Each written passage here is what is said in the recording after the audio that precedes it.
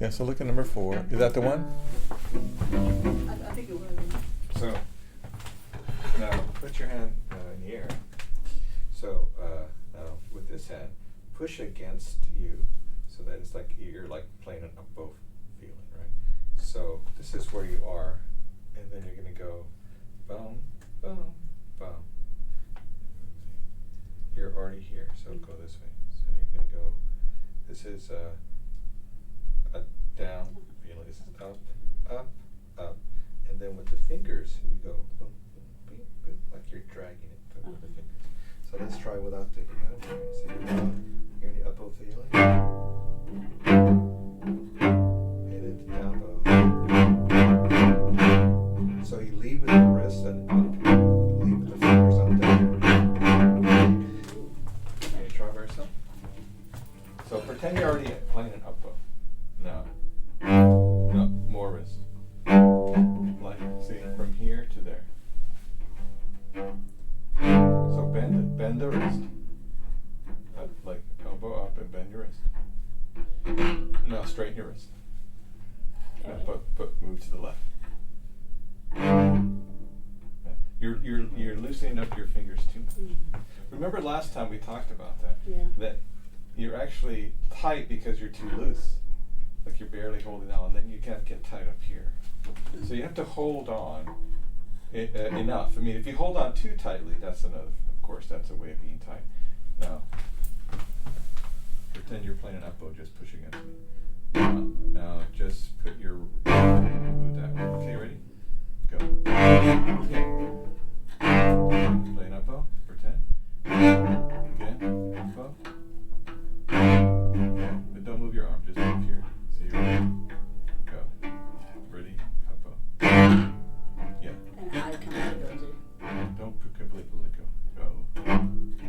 Ready? Go. Yeah. Now go back.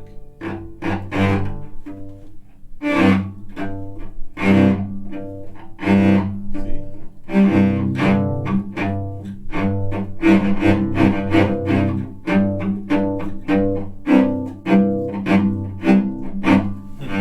Do it by yourself. It's funny. I could make you. It's like you're like a Raggedy Ann, right? Try it again.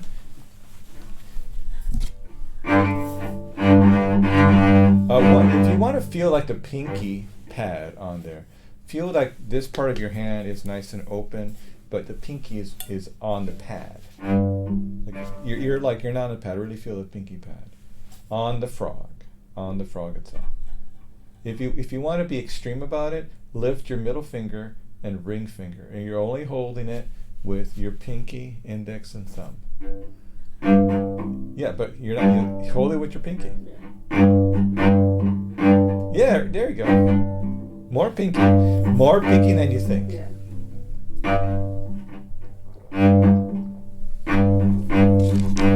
Almost. Really feel like you're digging in, like into ice cream that's just a little bit too frozen. More. There you go. There you go.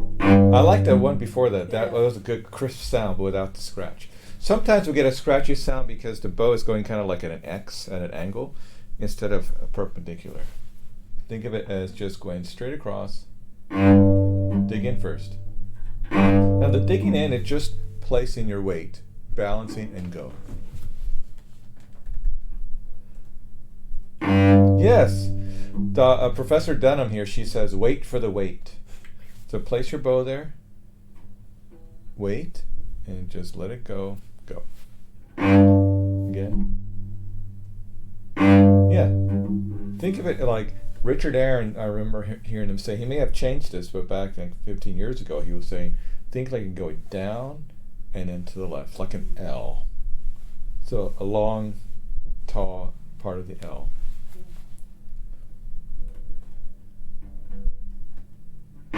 Yes. Now use your pinky and then the rest a little bit. Okay, now with your fingers. Like downward. So place your wrist, now it's going to be straighter. It's like playing a down bow.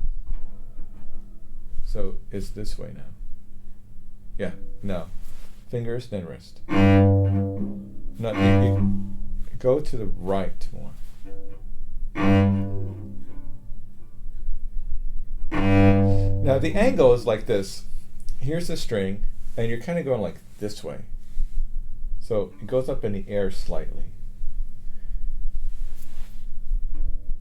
Yes. Now your elbow, pretend you have your best friend back there, and she's about to say something in front of your mom. You're like, yeah, like you know how you give someone an elbow to make them shut up. Just swing a little bit with the yeah, but don't forget what's happening down here. There you go. Now pinky. Now to get the pinky working, sometimes we need to play like a violin or viola. So place the pinky on top, totally on top, really on top, like a violin or viola. You don't have to play like that, but sometimes by doing it, you understand just how much you can work. Ready? Go. Keep it on there. Again. Pinky. More pinky. On the top.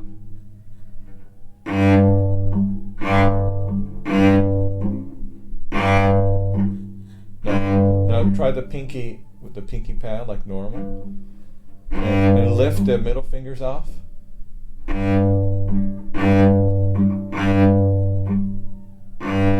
But you're not doing the pinky pad. You're just you place this part of your pinky on there. The pinky pad is here. There you go.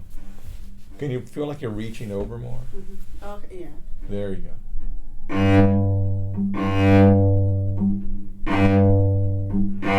I feel that the sound is different when you have the pinky pad on there. Like it's more complete sound. So now the step check, and when you play them, they're very short.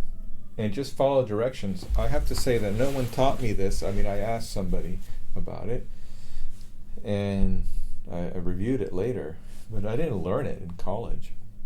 My teacher just taught me a different way, just through other etudes. But we didn't specifically work on these. And then later I discovered them. I forget how.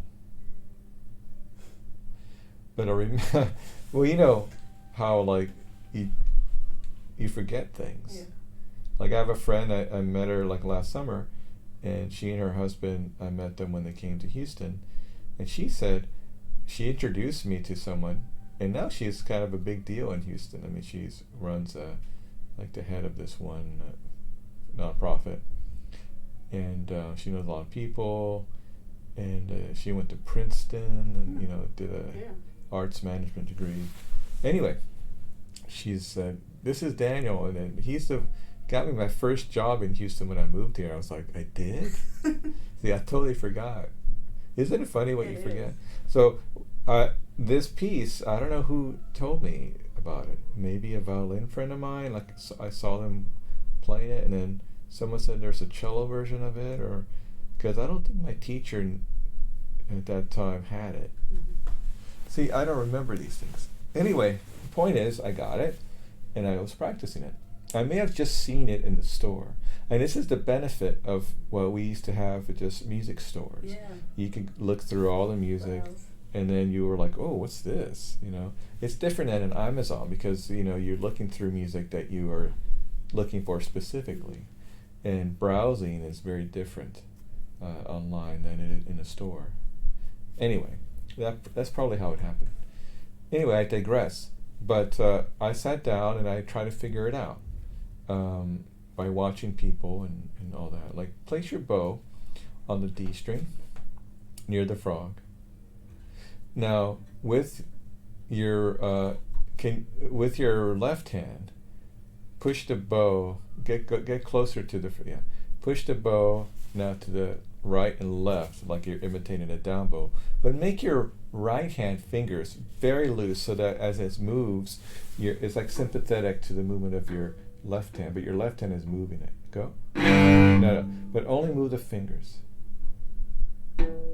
Meaning, don't move the arm, just oh, I see. Just like this, I'll show you. So you're holding a bow, and then you're just like, okay, like pushing. yeah. But see, what I realized is that the bow needs to do this. And, you know, people do this, right? So put your hand like this very lightly. Put your hand on it very lightly. But again, keep your arm there.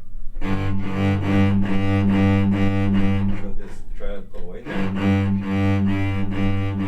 Maybe a little bit higher. See that? It's good. So I sat there doing this for a long time until I could do it by myself.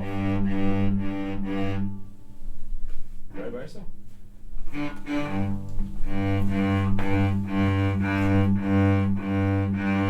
Pinky? Pinky. You're not using your pinky.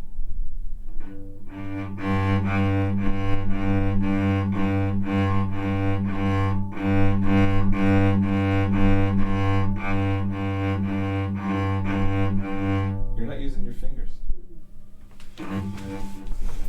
So the whole point that I'm trying to show you is that take your hand out. That's the bow wants. Put your hand there. So you have to figure out where you the shape of your hand and your body, what that means.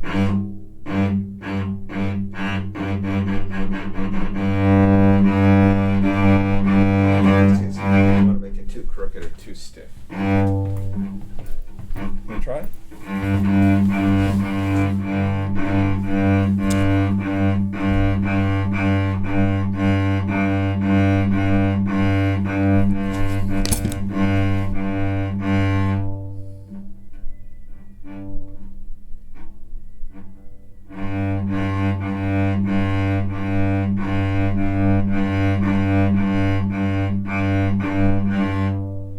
It's getting there. Now try with your arm up in the air, a little higher elbow, left and right arm, and just move your fingers, but don't move your arm out of its place.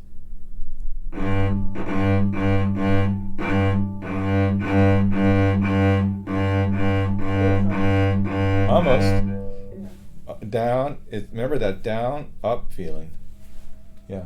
Let it. It's like a hinge. Look at the door hinge. Right, you know the door feels kind of light, but if they took the door off the hinges, it would. It's probably a heavy door. Like if it fell on you, it has a capacity to really hurt you, right? So the same thing with our arm weight.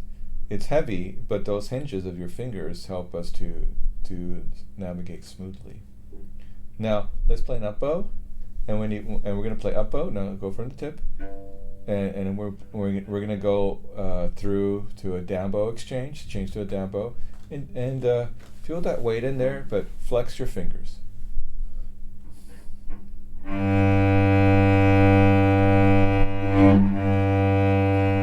Yeah, so do it again. Just do it as smooth as you can. Keep going.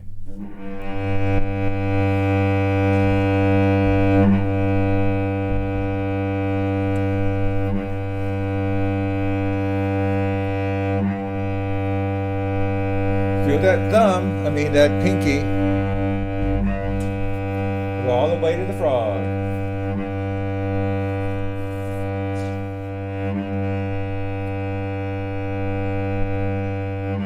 Don't dip down too soon. Now, you need to go farther. You notice how you're slipping?